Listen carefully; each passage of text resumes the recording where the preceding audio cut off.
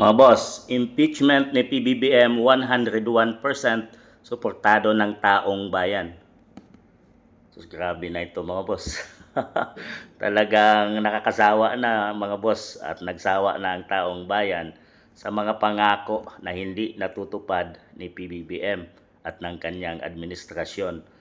Laganap na korupsyon sa kanyang pamumuno mga boss at malalaking budget insertion. So, budget insertion, wala naman tayong nakikitang mga proyekto under PBBM. So, nagsawa na at nakakasawa na ang mga ginagawa ng kanyang administrasyon mga boss. 101% na ng mamamayang Pilipino ang sumusuporta na ma-impeach si PBBM mga boss. Pero hindi mangyayari yan dahil marami siyang magalamay sa Kongreso. So, tingnan lang natin ngayon masusunod na buwan mga boss dahil ang kanilang ikinakasa ay impeachment trial laban sa 125 million confidential funds ni BP Inday Sara. So, mayroong umuugong at nangangamoy na mayroon ding impeachment na niluluto laban kay PBBM. So, yan ang ating antabayanan mga boss dahil talagang nakakasawa na at sa mga pangako ni PBBM na kadalasan ay hindi natutupad.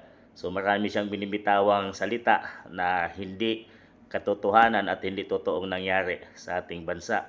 Gaya ng sinasabi niya ang mga flood controls at bigla na lang itong umingay at dahil sa pagbagyo ay gumuho itong mga flood controls mga boss.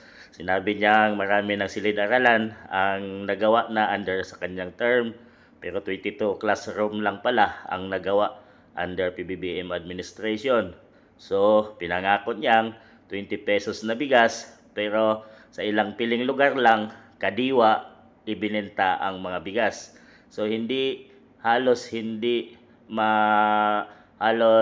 lahat ng sinasabi ni PBBM ay nangyayari at nagagawa mga boss. So, sinabi niya noon na hindi papayagan ng Pilipinas na kunin ng ICC si dating Pangulong Rodrigo Roa Duterte.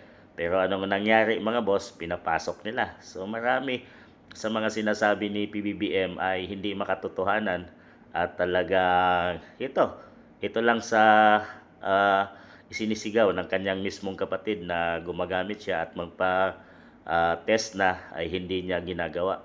So talagang nakakasawa na pati ang taong bayan ay siguro pag nagkaroon ng impeachment laban kay PBBM ay marami nang susuporta at matutuwa na ito ay mangyayari dahil mayroon pa siyang 3 years term na naiwan at talagang lubog na ang mamayang Pilipino, sadlak na sa kahirapan sa taas na bilihin at kawalan ng trabaho sa ating bansang Pilipinas. Ano masasabi niyo mga boss?